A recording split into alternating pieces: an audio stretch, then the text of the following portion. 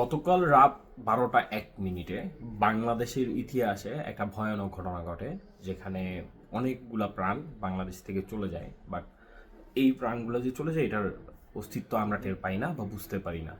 প্রকৃতি এতটাই কঠিন, প্রকৃতি এতটাই জটিল যে আমরা এটাকে কখনো ব্যাখ্যা করে বুঝাতে পারবো না প্রকৃতি কিভাবে আমাদের সাথে রিভেঞ্জ নিবে। আজকে আমরা অনেক আনন্দ করছি। আজকে আমাদের নতুন বছর। গত 31 ডিসেম্বর রাত 12টা 1 মিনিটে আমরা আনন্দ করেছিলাম।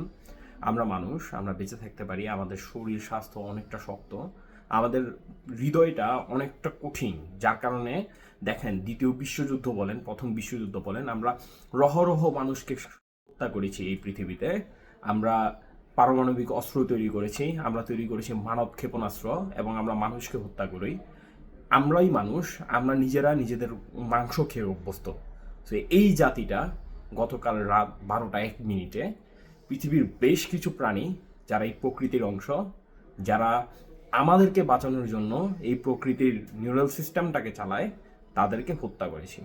অ্যান্ড আমরা এটার উত্তর প্রকৃতি থেকেই পাবো। সবাইকে নতুন বছরের জন্য শুভকামনা রইল।